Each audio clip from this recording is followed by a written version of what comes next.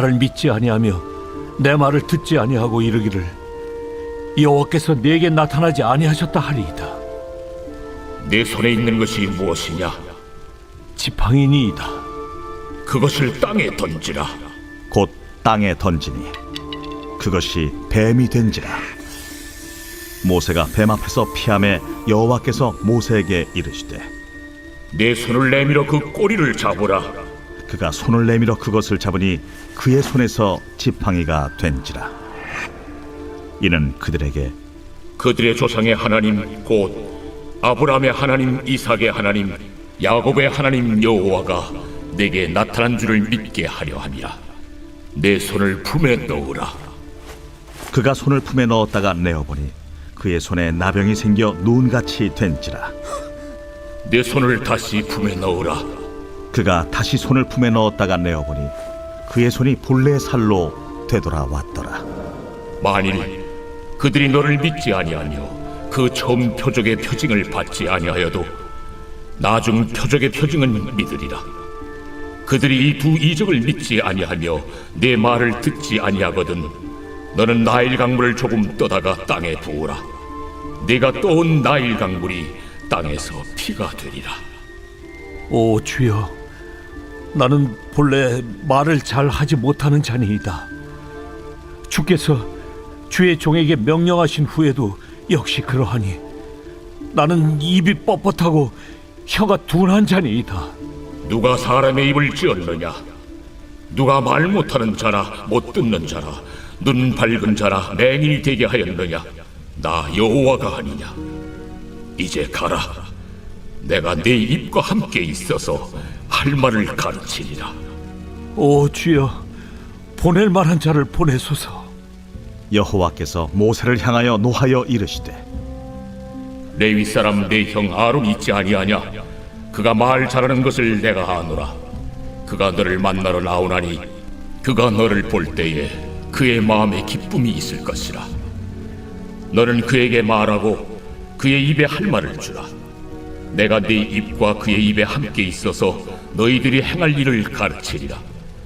그가 너를 대신하여 백성에게 말할 것이니 그는 내 입을 대신할 것이요 너는 그에게 하나님같이 되리라. 너는 이 지팡이를 손에 잡고 이것으로 이적을 행할지니라. 아멘. 하나님의 말씀입니다. 지난주 출애굽기 3장에서는요 모세가 불타는 떨기나무 가운데 임하신 하나님의 임재 앞에 신을 벗고 엎드렸지요. 이것은 하나님을 경외하는 표현이고 하나님만을 의지하겠습니다라는 표현이라고 말씀을 드렸습니다. 미디안 광야 40년 광야 생활을 하면서요 모세가 이집트 왕자 시절의 그 혈기와 자신만만함은 많이 사라졌지만 한 가지 생겨난 것이 있는데 그것이 바로 내가 하나님을 의지하며 살아야 되는 것이구나 하는 그런 믿음, 이것이 싹트기 시작했습니다. 출애굽기에 보면 모세의 아들 이름이 둘 이름이 나옵니다. 첫째 아들, 둘째 아들 이름이 나오는데요. 첫째 아들은 게르솜입니다. 게르솜의 뜻은 나그네, 손님 이런 뜻이에요. 모세가 미디안 광야에 처음 나왔을 때에 이 심정이었죠. 내가 이집트의 왕자로 살았었는데 어쩌다가 이 광야까지 와서 이 떠돌이 나그네가 되었는가, 손님이 되었는가, 이런 나그네 인생이 되었는가 하는 심정을 한탄하면서 자신의 별 볼 일 없어진 낮아진 자존감을 이렇게 첫째 아들의 이름에 표현한 것이죠. 그렇지만 그렇기 때문에 모세의 마음에는요 내가 이제는 하나님을 의지하지 않으면 안 되는 인생이구나 하는 것도 깨달아졌습니다. 자신의 손에 있는 것이 사라져갈 때, 또 자신에게 있는 힘과 능력들이 사라지는 것 같을 때에 그때 비로소 사람이 하나님을 의지하게 되고 찾게 되는 것이죠. 그래서 그 둘째 아들의 이름을 무엇이라고 지었는가 하면 엘리에셀이라고 지었습니다. 이 엘리에셀의 뜻은 하나님은 나의 도움이시다, 이런 뜻이에요. 모세가 광야 40년을 살아가면서 그렇게 자녀를 낳을 때 이름을 그렇게 지었는데요. 모세의 심경의 변화를 우리가 알 수 있죠. 나는 나그네이구나, 손님이구나, 이렇게 한탄하는 것으로 끝나는 것이 아니고, 이것이 하나님을 의지하고자 하는 마음, 하나님께서 나의 도움이 되신다, 이렇게 믿고 그 주님을 의지하기를 간절히 사모하는 마음으로 그 심령이 이렇게 변화가 되었습니다. 그리고 그렇게 모세가 하나님 의지할 마음의 준비가 되기 시작할 때에 하나님께서 찾아오셨고, 또 불타는 떨기나무 앞에서 모세가 그 하나님 앞에 신을 벗고 엎드린 것이죠. 그리고 하나님께서 모세에게 출애굽의 지도자의 소명을 주신 것입니다. 여기서 우리가 알 수 있는 것은요, 하나님께서 그분의 종을 부르시려고 할 때, 우리에게 소명을 주시려고 할 때에 먼저 하시는 일이 있는데요, 그것은 바로 하나님 의지하는 믿음을 먼저 준비시켜 주십니다.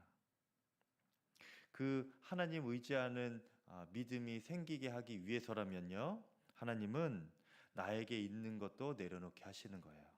내 손에 있는 것도 거두어 가실 수 있는 주님이십니다.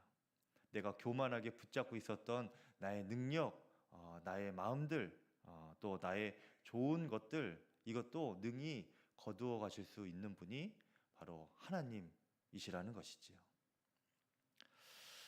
교회 나오고 믿음 생활하고 우리가 또 주님의 일에 쓰임 받는다고 하면서 때로는 이것저것 따질 때가 있습니다.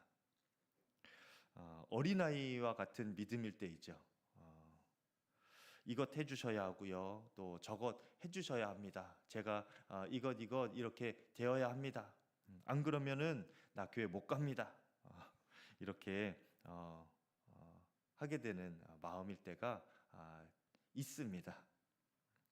그런데요, 인생을 살아보고 또 신앙의 광야를 지나면 지날수록 우리가 알게 되지요.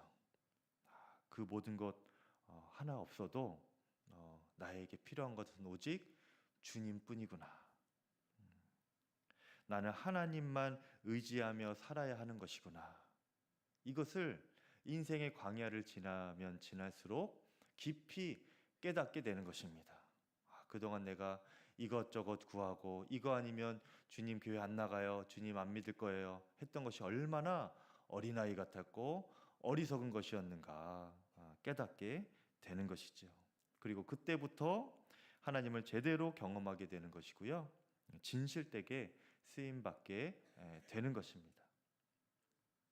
그렇게 모세가 하나님 의지하는 믿음이 준비되기 시작할 때에 하나님께서 그에게 소명을 주셨는데요, 문제는 이 모세가 그 하나님의 소명을 온전히 받을 준비가 아직 덜 되었다는 것입니다. 헷갈리시죠, 여러분? 준비가 되었을 때에 소명을 주셨다고 했는데 또 준비가 덜 되었다고 하니까 좀 헷갈리실 수도 있는데 이런 것입니다. 하나님 의지할 믿음이 자리 잡기 시작해요. 그때 하나님이 부르신 거거든요. 근데 아직 온전히 의지하는 것은 아닙니다. 아직 그런 믿음이 모세에게는 없었어요. 무슨 말인가?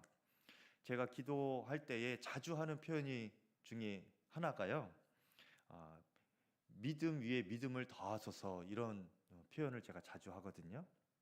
저에게도 하나님께서 믿음에 믿음을 더하여 주십시오, 이렇게 기도를 자주 합니다. 우리가 믿음이 있지만요, 그 믿음이 전부가 아닙니다. 계속 훈련받고 성장해야 하는 믿음의 영역이 여전히 남아 있는 거예요. 예수님의 제자들이요, 예수님과 함께 있으면서도 그 풍랑 중에 두려워했던 것이 바로 그런 상황인 것입니다. 예수님을 그들이 믿는 믿음이 있습니다. 그렇기 때문에 이 풍랑 중에 구해달라고 예수님께 찾아가죠. 예수님에 대한 믿음이 있어요, 이들이. 그런데 예수님 안에서 두려워하지 않을 믿음은 아직 없었습니다. 믿음이 있기는 했는데 온전한 믿음은 아니었던 거예요. 아직 그들이 더 훈련받고 더 예수님에 대해서 알아가고 더 깊이 주님 의지하면서 흔들리지 않을 수 있는 믿음의 영역까지는 아직 모자란 거죠. 그래서 예수님께서 왜 두려워하느냐, 믿음이 작은 자들아, 책망하셨죠. 없는 것은 아닌데 온전한 것은 아닙니다.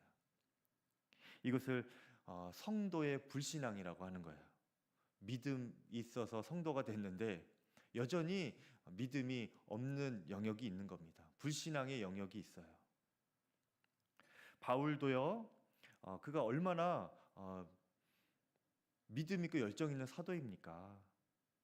그런데 그런 바울조차도요, 평생 이 믿음의 싸움을 해야 했습니다. 완전한 믿음이 아니었고 흔들릴 때도 있고요, 좌절하고 낙심할 때도 있고 자기 혈기를 눌러야 될 때도 있었어요. 평생 믿음의 싸움을 해야 했습니다. 두려움이 임할 때도 있었고요. 그래서 디모데 후서 4장 7절에 보니까 나는 선한 싸움을 싸우고 나의 달려갈 길을 마치고 믿음을 지켰으니 라고 합니다. 그가 인생의 말년에 이렇게 고백하는 거예요. 내가 여태까지 참 믿음의 싸움을 하느라고 힘겨웠습니다. 하지만 제가 그것에 포기하지 않고 넘어지지 않고 끝까지 믿음의 싸움을 달리며 여기까지 왔습니다. 이렇게 고백하는 거예요. 이것이 무슨 말이에요? 바울의 믿음이 처음부터 완전하지 않았다는 겁니다. 중간에도 완전하지 않았다는 거예요.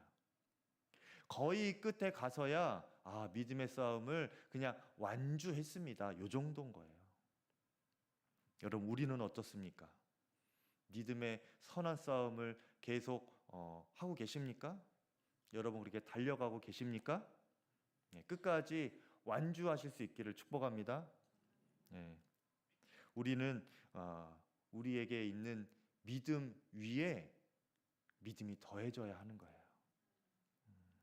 모세도요, 그가 하나님 소명 앞에 아직 더 채워져야 하는 믿음이 있었던 것입니다. 그가 주님을 의지하는 믿음은 있었어요. 그런데 이 차원이 좀 이렇게 한 단계 높아졌어야 했던 것이었습니다. 지금 모세의 믿음은요, 나의 능력과 나 자신의 공로를 내려놓고 낮아진 마음으로 주님을 의지하는 믿음 수준이었거든요. 그러니까 나 자신의 것을 내려놓고 주님을 의지하는 믿음 수준이었습니다.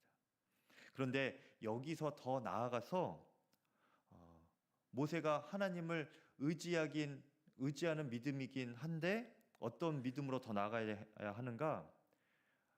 나를 내려놓는 수준에서 훨씬 뛰어넘어 가지고 하나님을 보는 눈이 열림으로 그렇게 주님을 의지하는 믿음까지 나아가야 하는 것, 그것이 필요한 것이었습니다. 오늘 그 이야기를 하려고 하는 거예요. 오늘 4장을 읽었는데요, 지난 주에 3장 11절까지 보고 이후에 보면 모세가 하나님의 부르심을 이제 받습니다. 그런데 모세가 계속 거절을 해요. 왜 거절하는가? 하나님, 제가 누구이기에 그런 일을 감당하겠습니까? 저는 하나님의 이름도 알지 못합니다. 사람들이 물어보면 뭐라고 대답하겠습니까? 이렇게 계속 거부를 해요. 계속되는 모세의 거부하는 변명의 이유를 보면요, 공통적인 것이 모세 자신 때문에 거절하는 거예요. 나의 능력이 없고 내가 이렇게 부족하고 내가 지금 이런 상태입니다. 자신만을 바라보면서 거절하는 거예요. 능력과 자격이 합당하지 않다고 여기는 거죠. 여러분, 우리도요, 모세처럼 하나님의 부르심 앞에 설 때에 대부분 나 자신을 보면서 나의 자격과 능력을 보면서 안 됩니다, 못합니다, 이렇게 하기가 쉽습니다.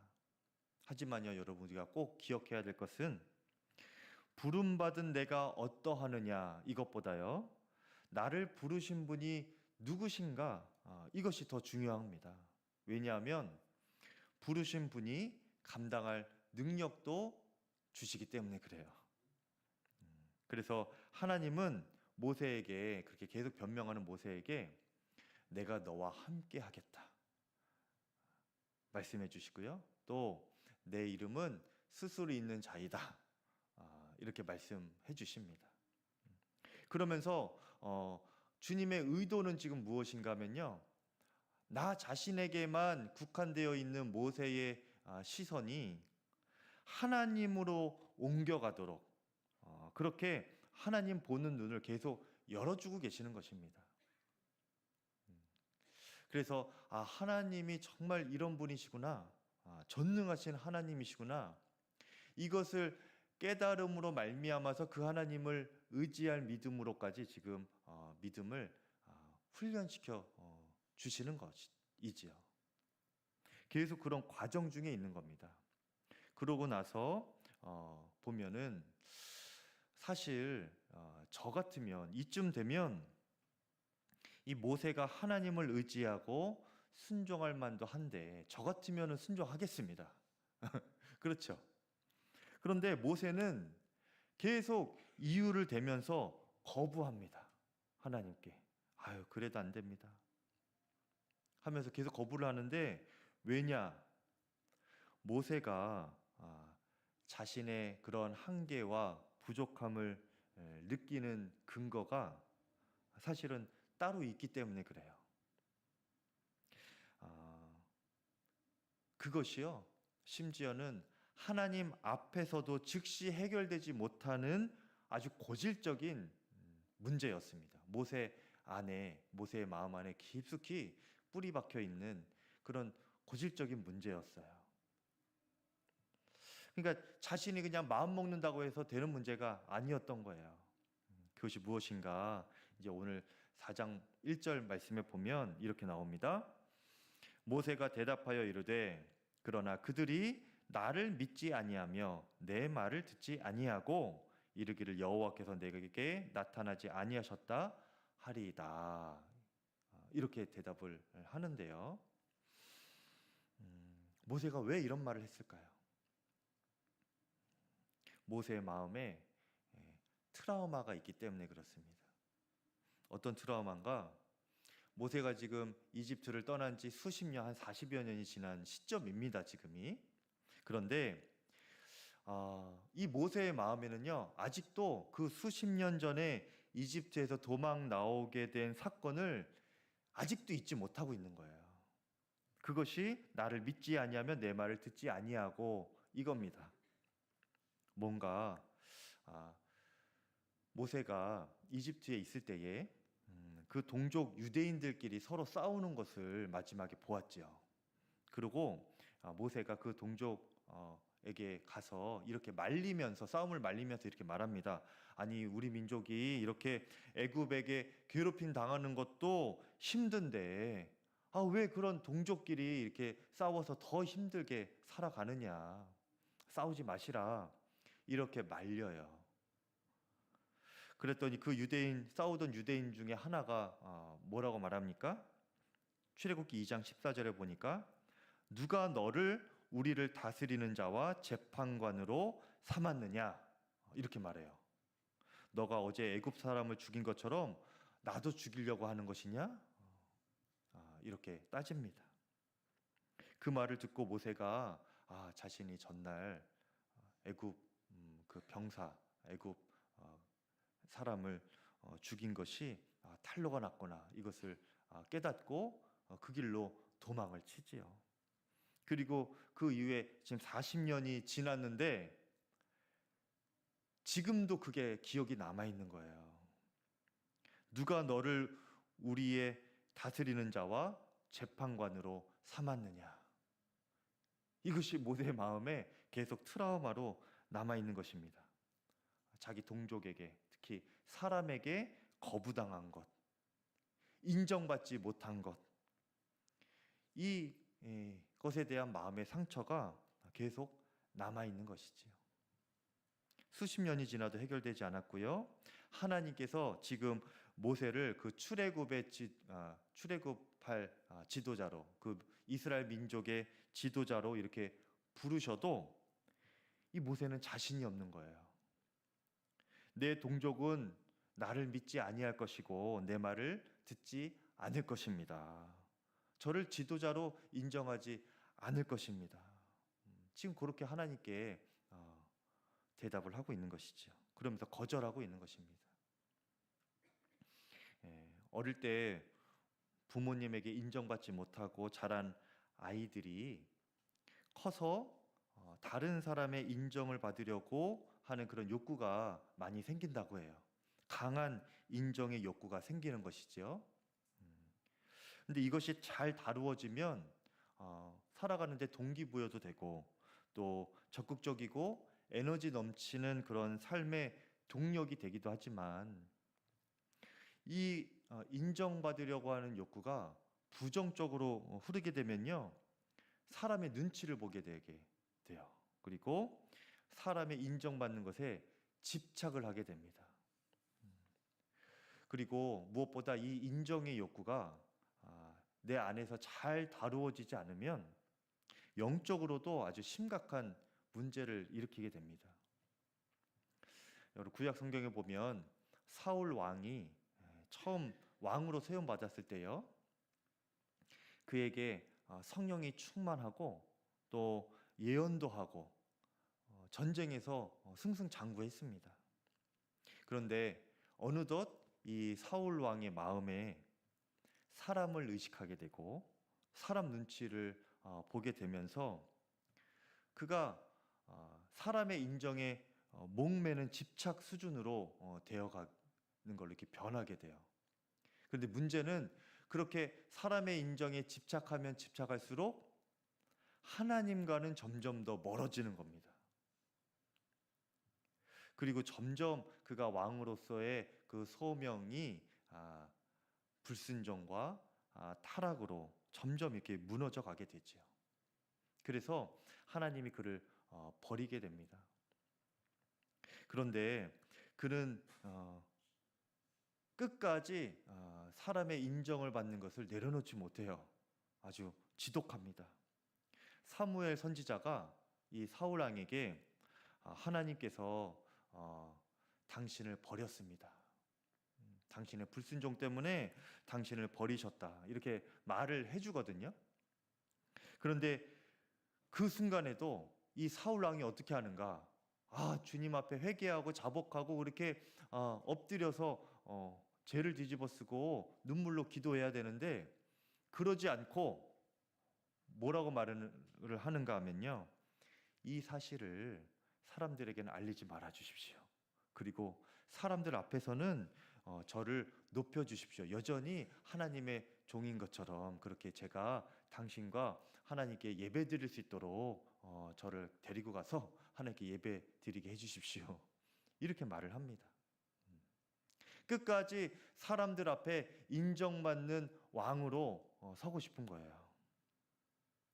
30절에 사울이 이르되, 사무엘상 15절 30절에 내가 범죄하였을지라도 이제 청하옵나니 내 백성의 장로들 앞과 이스라엘 앞에서는 나를 높이사 나와 함께 돌아가서 내가 당신의 하나님 여호와께 경배하게 하소서.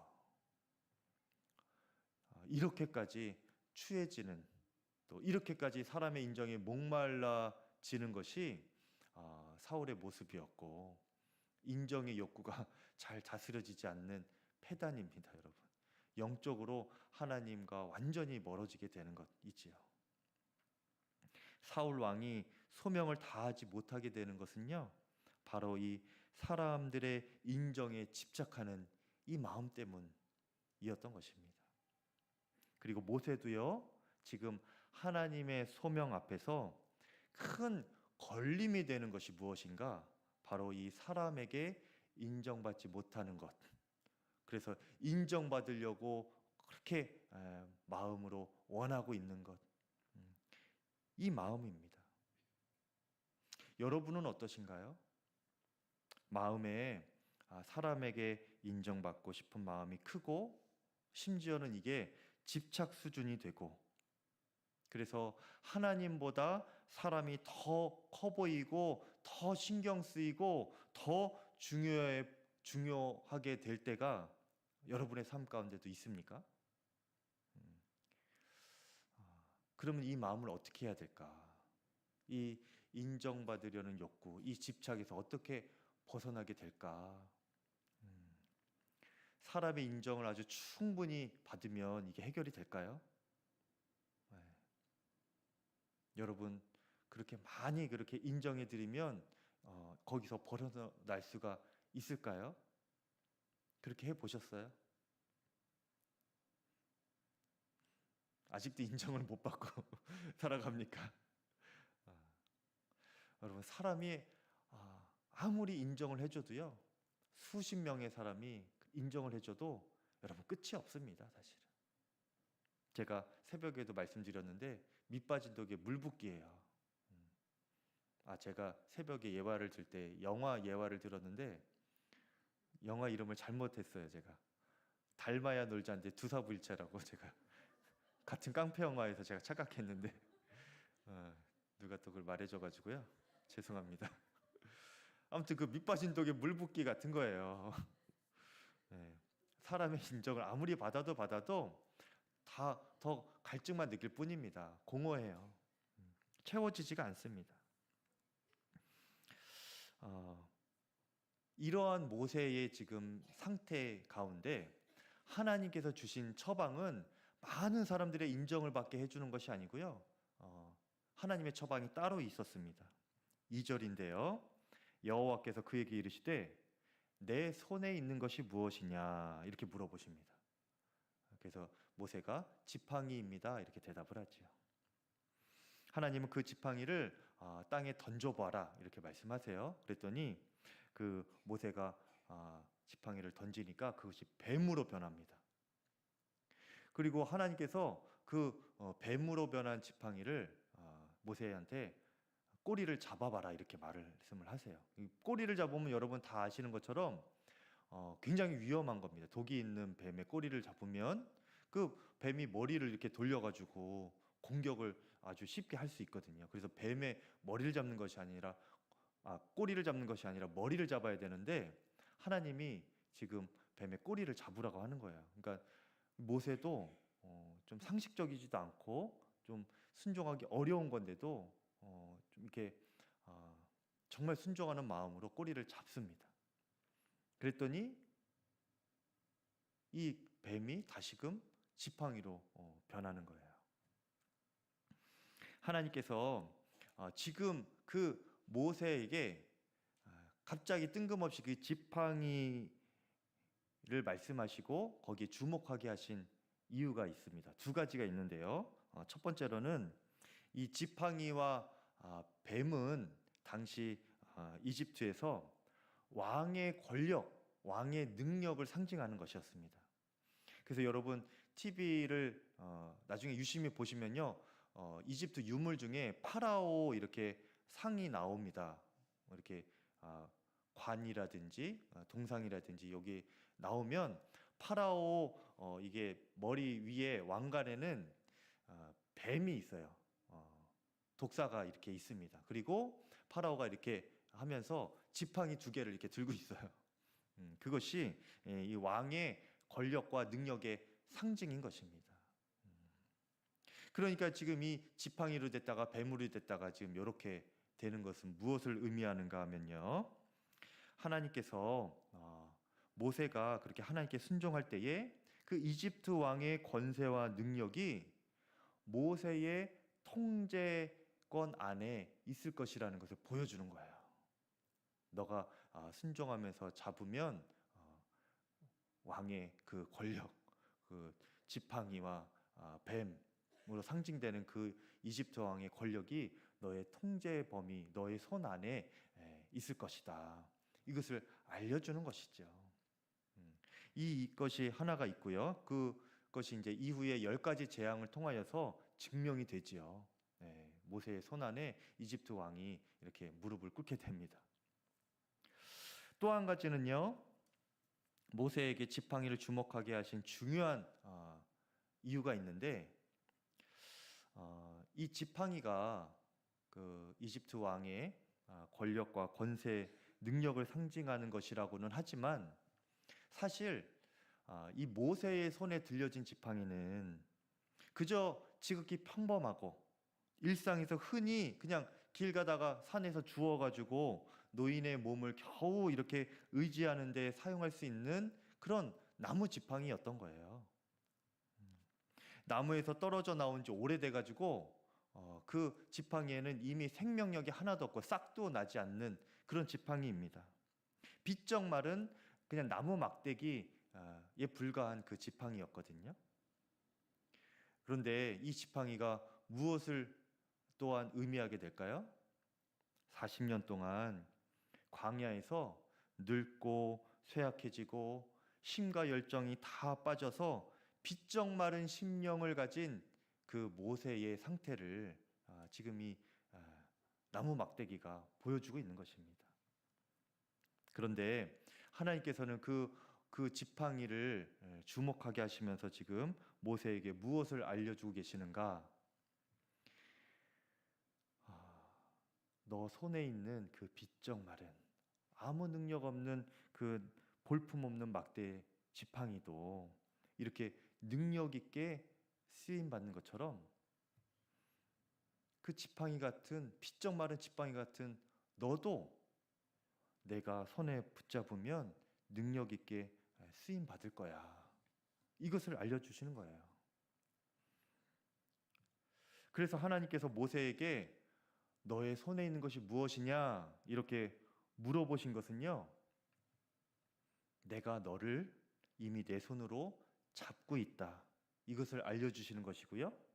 또 하나님께서 그렇게 붙잡으신 이상 그 지팡이에 어떠함에도 상관없이 능력이 있건 없건 생명력이 있건 없건 상관없이 잡으신 그 하나님의 능력만이 나타날 것이다 라는 거예요. 모세야, 너를 더 이상 너 자신이 너 스스로만 주목하지 말고 너를 붙잡은 나를 한번 보아라. 내가 너를 그렇게 능력 있게 사용할 거야. 이것을 알려주고 계시는 거예요. 여러분, 우리가 사람을 의식하고 또 사람에게 인정받는 것에 연연하고 그것에 크게 영향을 받는 인생 가운데 있습니까? 여기서 벗어나는 길이 이것입니다, 여러분. 사람의 인정을 많이 받으면 그것이 해결되는 것이 아니고요. 하나님께서 지금 나를 붙들고 계시구나. 이것이 하나님께서 우리에게 주신 처방전인 것입니다. 저도 목회를 하면서요, 이 믿음을 붙들고 있어요. 하나님께서 나를 붙들고 계시다. 이것을 굳게 믿으면서 목회를 하고 있습니다. 목회를 하면서 제가 지금 안수받고 지금까지 한 10여 년 정도 됐는데, 목회를 하면서 계속 보다 보니까요, 사람이 굉장히 중요하더라고요. 인맥도 중요하고. 부모님이 목회를 하시면 아무래도 그런 좋은 목회적인 영향을 받으면서 그 자녀분들도 훌륭한 목회를 이어나가시는 목사님들이 굉장히 많습니다. 큰 목회든 작은 목회든 그 자녀들의 목회에 좋은 영향을 주시더라고요. 또 부모님이 그러지 않더라도 좋은 멘토 목사님을 이렇게 만나고 그 영향 아래에서 좋은 목회를 배워가고 또 계속 이렇게 연이 되어서 계속 이어가면 그렇게 목회도 좋은 도움을 받고 이렇게 목회적인 조언도 계속 받고 이렇게 서로 연결되는 것이 또 지혜로운 일이기도 하지요. 그런데 문제는 이렇게 가만히 보면 누구나 그렇게 되는 것은 또 아니라는 겁니다.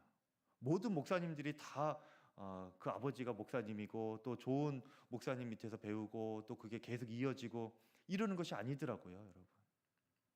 다 동일한 조건은 아닙니다.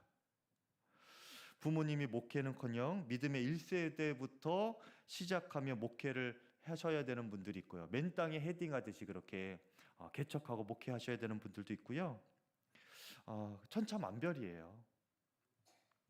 제가 그런 것들을 이제 보면서 사람이 잘못 생각하면 이런 인맥이 없을 때에, 이런 연이 닿지 않을 때에 이것을 자칫 자신의 열등감이나 상대적인 박탈감 내지는 무능함으로 여기기가 쉽겠더라고요.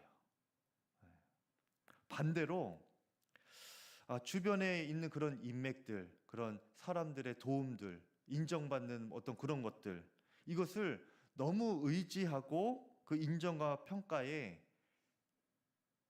갇히며 살아갈 수가 또 있겠더라고요. 여러분, 사람이 어디 가든지 중요하긴 합니다. 목회뿐만 아니라 직장 생활을 하셔도 마찬가지죠. 학교 생활에서도 마찬가지입니다. 공부를 하더라도 인맥이 다 중요해요. 또 교수님들 줄 잘 서야 되잖아요. 사람이 중요하고 서로 도움을 받고 연합하고 그렇게 서로 격려해주고 세워주는 거 참 좋은 일입니다. 또 지혜로운 일이기도 해요. 그런데 제가 무엇을 말씀드리고 싶은가 하면 그것보다 더 중요하고 근본적인 게 있다는 말씀을 드리고 싶은 겁니다. 더 중요하고 근본적인 믿음은 무엇인가? 하나님께서 나를 붙들고 계시다. 이 믿음인 거예요. 하나님께서 지금도 저와 여러분을 붙들고 계십니다. 사람 의지하는 것은요, 또 사람의 인정을 받는 것은요, 좋은 일이고, 하지만 그것은 옵션입니다, 여러분. 반드시 있어야 되는 것은 아니에요. 그것이 충분 조건은 아닙니다. 필요 충분 조건은요, 하나님께서 나를 붙들고 계시다. 이 믿음이에요. 이 믿음으로 내가 만족하는 겁니다. 이 믿음으로 내가 채워지는 거예요. 거기에서 자신감을 얻고 능력이 나타난다면 거기서부터 나타나야 되는 거예요. 반대로 이 믿음을 잃어버리면 우리는 사울 왕처럼 사람들 눈치만 보게 됩니다. 사람들의 인정만 갈구하게 되는 거예요. 그렇게 집착하다가 하나님의 능력으로부터 점점 멀어지고 무너지는 삶이 되는 거죠. 여러분, 하나님께서 여러분 붙들고 계시다는 것을 분명히 믿으시기를 바랍니다. 그 믿음으로 살아가시기를 축복합니다. 그리고 많은 사람들이 여러분 주변에 붙는 그런 복이 임하기를 축복합니다. 한 가지 더 볼 것은 하나님께서 우리에게 그렇게 능력을 주실 때에 말의 권세와 동역자들을 붙여주신다는 거예요. 모세가 이후에도요, 또 계속 여러 가지 핑계를 대다가 마지막에는 하나님께 이런 변명을 합니다. 하나님께서 저를 종으로 부르시고 명령을 하셔도 저는 입이 뻣뻣하고 혀가 둔한 사람이라 어렵습니다. 보낼 만한 자를 보내십시오. 이렇게 대답을 해요. 그때 하나님이 그의 형 아론을 동역자로 붙여주십니다. 이미 예비해 놓으신 동역자인 거예요. 아론을 붙여주시고 그 전에 이 모세에게 이렇게 말씀을 하십니다. 12절에 이제 가라. 내가 너의 입과 함께 있어서 할 말을 가르치리라 말씀하십니다. 이것은요, 여러분 엄청난 약속이에요. 하나님께서 세상을 창조하실 때에 하나님의 말씀으로 창조하셨습니다. 근데 그 하나님의 말씀을 모세에게 주신다는 것은요, 엄청난 약속인 거예요. 창조의 능력을 모세의 마음과 입에 주시겠다는 말씀입니다. 그리고 이것은요, 순종하는 종들에게 주님께서 동일하게 주시는 약속의 말씀입니다. 신약 성경에서도요, 예수님께서 그분의 복음의 일꾼으로 순종하는 자들에게 이런 약속을 해주셨어요. 너희가 복음을 전하다가 나중에 어려움을 당할 때에 성령께서 너희에게 할 말을 주실 것이다, 이렇게 약속을 하십니다. 누가복음 12장 11절에 사람이 너희를 회당이나 위정자나 권세 있는 자 앞에 끌고 가거든 어떻게 무엇으로 대답하여 무엇으로 말할까 염려하지 말아라. 마땅히 할 말을 성령이 곧 그때에 너희에게 가르치시리라. 예수님께서 그 복음의 제자들에게, 복음 전하는 데 순종하는 그 제자들에게 약속을 해주셨습니다. 성령께서 그 심령과 입술에 할 말을 주신다는 거예요.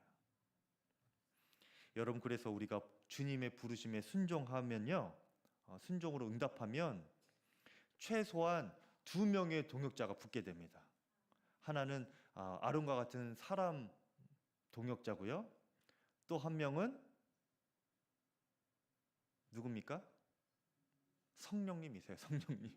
우리를 도우시는 성령님. 우리에게 할 말을 주시고 필요한 능력을 주시고 우리를 격려하시고 위로하시는 성령님이 우리의 동역자로 붙는 거예요. 최소한 그 둘의 동역자는 우리에게 붙는 겁니다. 그러니까 여러분, 하나님께서 부르실 때, 소명을 주실 때 순종하시기를 바랍니다. 여러분에게 2명의 친구가 생기는 거예요. 여러분의 손에 있는 것이 무엇입니까? 지금은 아무것도 없는 것 같아도요, 여러분 하나님께 순종해 보시기를 바랍니다. 그러면 하나님께서 한 손에는 사람의 동역자를 붙여주시고 한 손에는 성령의 손을 붙잡게 하실 겁니다. 여러분 두 양손에 주님께서 붙여주신 그 귀한 능력들로 주님께 귀하게 쓰임 받으시는데 순종하시기를 간절히 축복합니다. 이 시간 찬양하고 우리 함께 기도하겠습니다.